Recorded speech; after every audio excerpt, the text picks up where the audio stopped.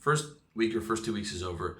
Now it's time to get serious, okay? You don't want to get caught in the trap of going too crazy for too long. I went crazy for my first month and I like tripled my budget. Whatever. I was still good. I still had everything set up, but that was a bit too long. You want just a week or two, okay? So now you've transitioned to your first month. Okay, there's a bunch of things that you need to do. First, you want to get that local bank account, and that's super convenient because you can transfer payments directly to that. Especially, you might need to use something like Payoneer. If you don't have Payoneer set up for your online business, I recommend getting that. You want as many processors as you can have. I recommend getting a separate PayPal for whatever country you're in case you have problems getting into yours. Like I got locked out of my Canadian PayPal. You want a bank account of the country you're in because then you're not charged the exorbitant ATM fees. Like if I'm pulling money out of an ATM in Chiang Mai with my Canadian account, I'm looking at like $10 charge, right? Now you can avoid that by taking all your money out for the month one time and just paying that one $10 charge, but it's also good to have a separate bank account just as a hedge for currency, for paying bills, for paying phone bill, any number of things. I mean, as many bank accounts as you have is never a bad thing to have another bank account. You want to start looking into your supplies. You know that in my book, How to Get Organized, which you can find at revolutionarylifestyledesign.com, I talk about ordering all your supplies in advance. All your stuff from customs, all this stuff. You want to get everything in advance. You want to learn where all the good food is. You want to learn where the good groceries are. You want to get a top tier phone and internet plan. You want to set reminders and implement your long-term visa plan, how you're going to set that up. Okay, you want to get a top tier condo and serviced apartment. You want to get your laundry and your cleaning set up, and you want to get your visa sorted out, what your long-term visa is going to be, and if you have to, you might not be buying it right then, but where are you going to go to get that visa? All right, so I want to break down, that's your transition. I want to break down my experience real quick. So as I said, I'd never been out of North America until I was 32. First time outside of North America was going to Chiang Mai. I put 2 years into savings. On top of the savings I already had, I put a ton of time into RLD before I came over. And I chose Chiang Mai because it's cheap and it's warm and it's safe. And everyone said I was crazy. All my friends and family said I was crazy. The nomads said I was crazy because they couldn't believe I just moved to live here instead of just bouncing around like a retard or some kind of a hobo.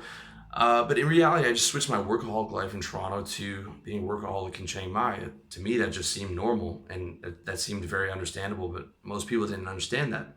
I told myself I'm living here outside of a few small vacations until I get RLD where I want it to be, which will probably be another 2 years of grinding from where I am now. And that's after 3 years of grinding that I've done since I've been here, or 2.5, whatever it is. And the grind doesn't stop, even though I'm living in paradise. True hustle doesn't take days off. It's grinding every day, getting it done. Still enjoying life, but still grinding hard for at least the next couple of years to get to where I want it to be. And paradise is not without its problems. Okay, I started an Amazon FBA business that flopped. I started an AliExpress dropshipping business that we couldn't get off the ground. There's problems with our cards and other shit.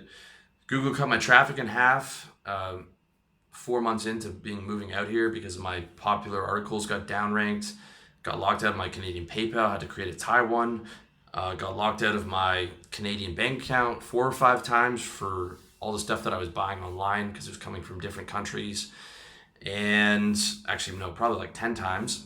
Got tons of legit orders seized at customs from iHerb because I was ordering too much, or I was ordering like $300 worth of vitamins or whatever, and they thought that I was going to be reselling them until I learned that I just can't order more than $50 at a time.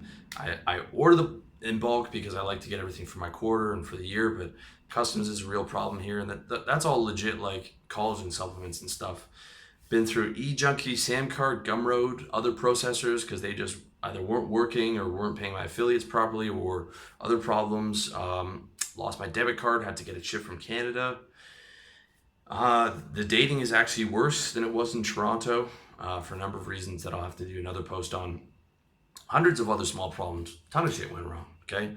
Eventually I solved all those problems by moving stuff to Thai bank accounts and finding the right processor and on and on and on. But I mean, it's not fun when you go to the bank machine and you're like, well, I can't get money out. Luckily, I had a Thai bank account, I have my Payoneer, and I have PayPal. But again, a lot of stuff can and will go wrong. Have to be prepared for it. Have to prepare as much as you can in advance. Get as many processors, get as many bank accounts, get as many PayPals and all these Payoneers that you need in advance. They're just things that go wrong. So you have to be prepared, and I want you to have the realistic expectations. But with that said, the good things far outweigh the bad. Okay, I learned how to ride a motorbike when I first came out here. What I really mean is like my little scooter, my little baby. I rent for my buddy Rye. Driving up the mountains with the music, my Spotify, my headphones is like one of my favorite things to do, and that's something I only discovered when I came out here. Literally, like 90% of my expenses is what I paid.